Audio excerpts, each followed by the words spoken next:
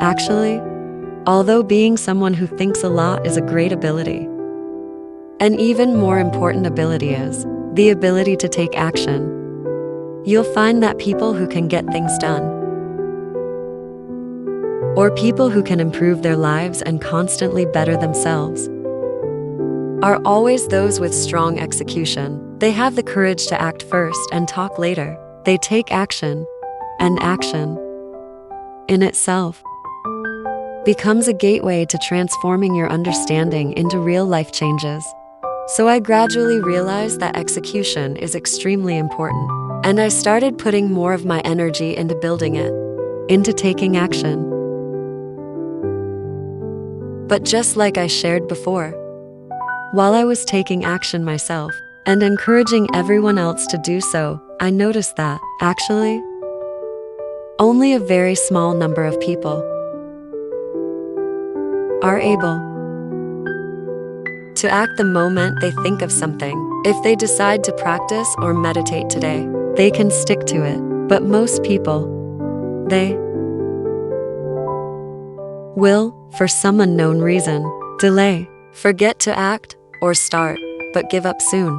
They do 3 days of work and then 2 days of rest, and long-term they can't keep it up. For example, take meditation. This practice, I've been meditating since 2019, so about 5 years now. And during that time, I've basically managed to meditate every day. Sometimes I get busy and pause a little, but overall, my practice is continuous. But I notice that many people around me, although they know meditation is good,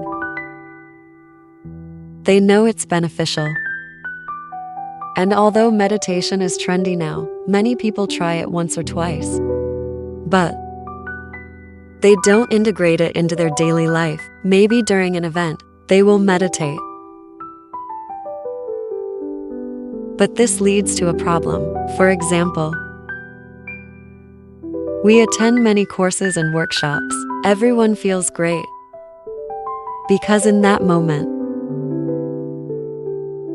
you take action, and your real experiences bring you change. But when you return to daily life, you suddenly feel lost again, as if you're back to square one. The change isn't sustainable. The change cannot be carried over. This creates a vicious cycle. Someone really wants to improve, but because they lack execution, the transformation cannot happen. So why is this? Why can't we act? Why do we procrastinate? After joining a program on dealing with procrastination, I really agreed with one concept they shared. They said, procrastination is only a surface label, just a label on the surface. Everyone says I procrastinate, and we give ourselves this tag. But the problem is very misleading, because the reasons behind procrastination vary widely. For example, some people can't act because they can't control their attention. They're easily distracted, unable to focus. For instance, someone sits down to work, but something suddenly grabs their attention and they get pulled away. Or some people can focus, but they get anxious about tasks. They tend to overthink, making things more complicated than they actually are. Even simple tasks feel overwhelming, so they avoid them and procrastinate. And some people set excessively high standards. They overcome it, which also leads to procrastination. So you'll see, although many people show procrastination, the causes behind it, the deeper patterns behind it, are not the same. We need to see the underlying psychological mechanisms. Only then can we resolve it. We need to systematically identify our own procrastination patterns and solve the problem. Otherwise, if we only use random tools, they might help for a short time. But after a while, they stop working. So how do we deal with this? How do we systematically address procrastination and improve execution? That is the real question. It's not about giving one tool, but understanding the entire chain of causes and breaking it down. Procrastination is actually a powerful habit.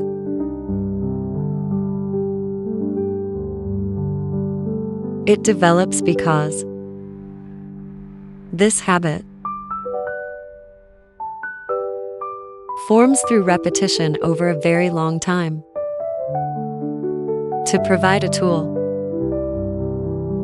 but we need to see the entire pattern behind it, the chain of causes behind it, so we can help ourselves break and change it. Actually, procrastination is a powerful behavioral habit, and the reason it forms is because this habit brings us certain benefits. And these benefits may include offering you some sense of reward, some pleasurable feelings, and also helping you avoid unpleasant feelings or uncomfortable stimuli. For example, even when someone clearly knows they should be working, they often divert their attention to avoid finishing the task. So when they shift their attention to avoid completing the task and procrastinate, at that moment, this act of procrastination actually gives us a reward, and that reward is that it relieves our anxiety. Because of this reward, the behavior will keep repeating, keep being maintained, and eventually becomes a habit. I think this was a huge insight for me when I listened to this course.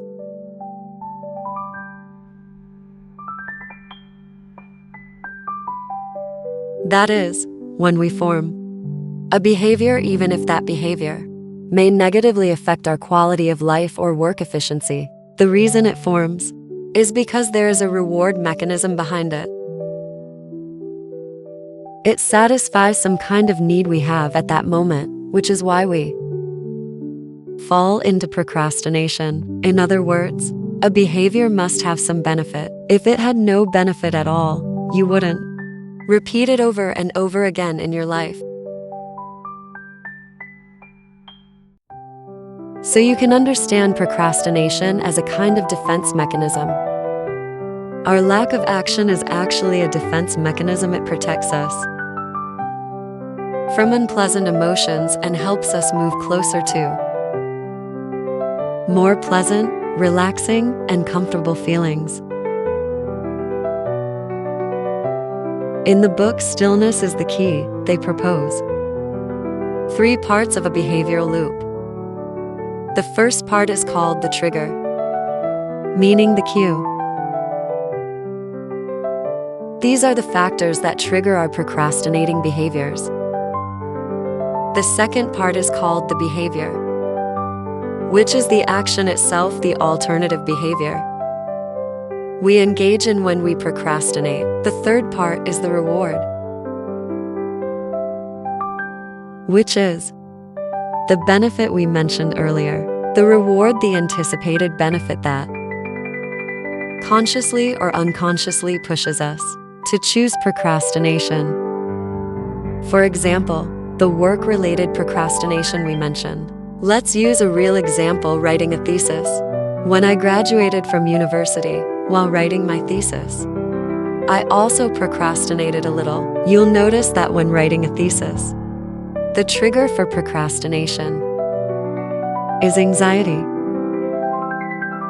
Yes.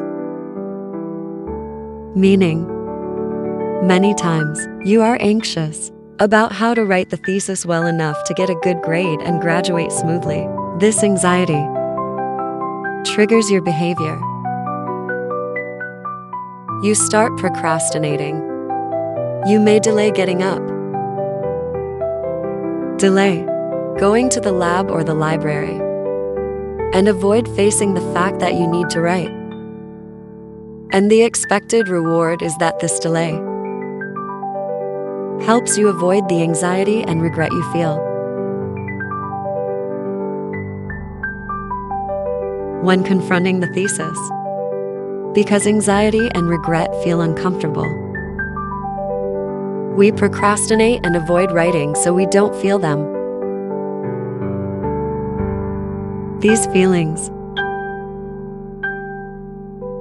For example, if I use this framework to analyze how at the beginning of my podcast self-evolution, I sometimes procrastinated in creating content, I discovered that whenever I had a topic I really wanted to talk about, but sometimes I just couldn't start. I'd feel like it wasn't the right time yet, like I needed a few weeks or even a month to begin.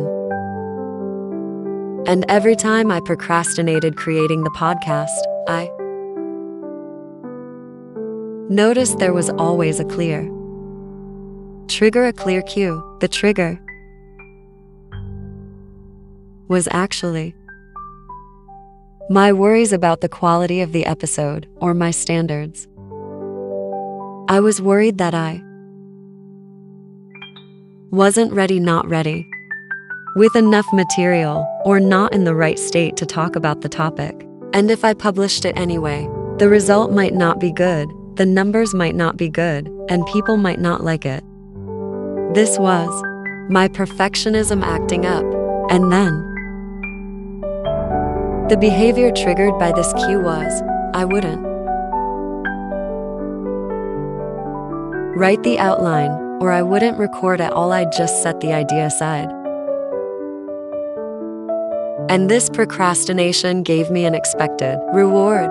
I didn't have to face my dissatisfaction with the content, nor did I have to accept possibly poor feedback or results from a new episode. So when we use this chain, these three parts of the behavioral loop, trigger, behavior, and reward, to examine our procrastination, we will see how this procrastination has formed and what lies behind it. What exactly is the clear emotional trigger behind it? And what kind of outcome does that trigger usually lead you to? And what benefit does that outcome actually bring you? What emotions does it help you avoid? And what more pleasant feelings does it give you?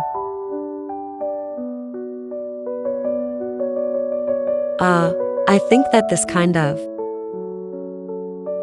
awareness of our own procrastination behavior allows us to see those deeper layers of fear within us, those deeper layers of self-limitations that come from our own inner structures.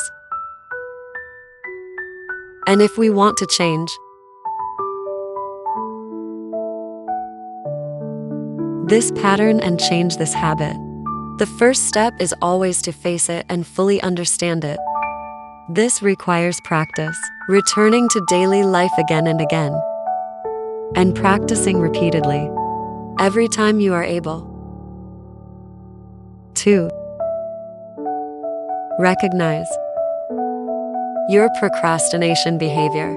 Identify its triggers, cues, behaviors, and expected gains, and take action to change the old habit and reshape a new pattern. Over time, your internal pattern will definitely change, but you must actually do it. Because like I said before, just understanding something in your head does not mean you can really do it, nor does it mean you can execute it. So, when I share this 10-step analysis method with you, I truly hope you can take it back into your real life, apply it, use this analytical model to look at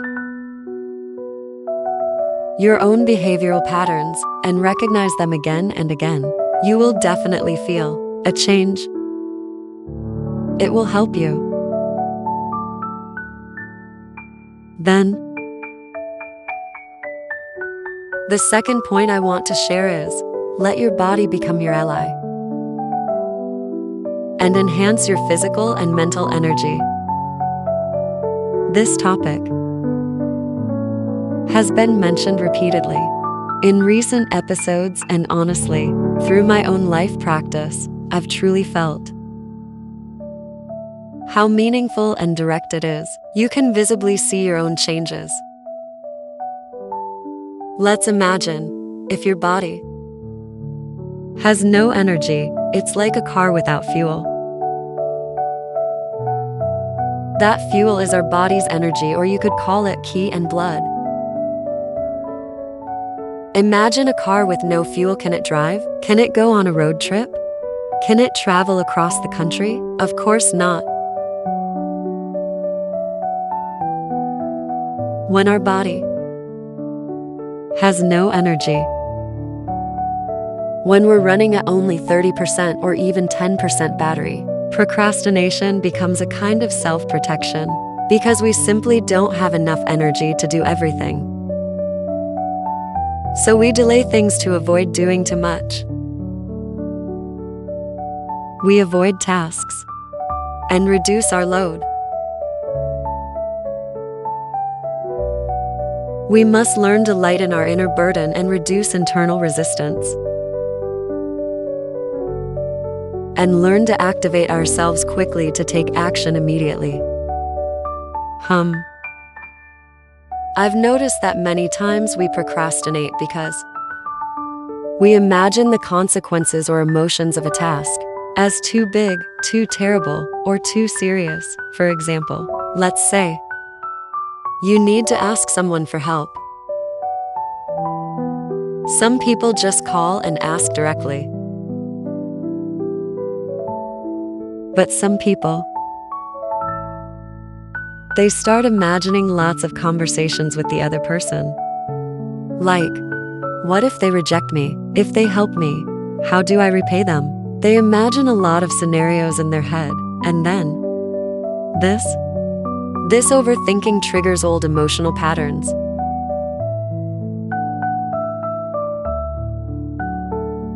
These imagined details trigger old emotional responses. For example, if you're someone who's afraid of rejection, that fear will reactivate old triggers. Those fears then activate the cues we talked about earlier, leading you to procrastinate and avoid seeking help. To avoid the feeling of fear and rejection by simply not taking action. If your inner resistance becomes too strong,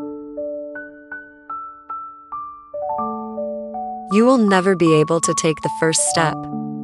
You'll stay stuck in old patterns, unable to start.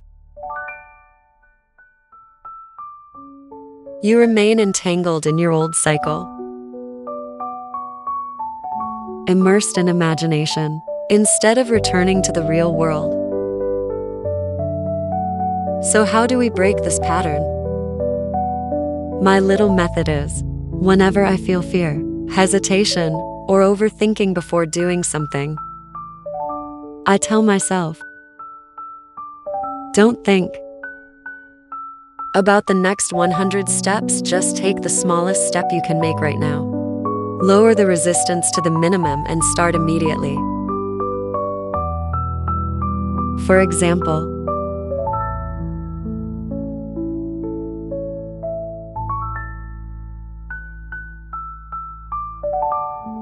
you can simply text someone who might be able to help you. Just one message. Just one. State your intention and your need. Then wait for their real response instead of imagining it. Maybe they can't help and will refuse, or maybe they will introduce someone who can. Life works naturally like that, and often surprises you. You really don't know. So you can't design the future perfectly.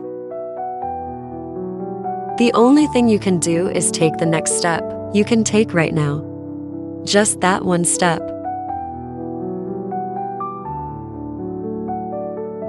And so, the secret is to simplify the task, simplify the action you need to take. Decide on something you can execute immediately. For example, as simple as going downstairs, standing up to take a walk, calling someone, sending someone a message, or even simpler. If you want to go somewhere, don't plan too much, just buy a ticket. Let life and opportunity guide you. It will naturally bring you into a positive cycle of action.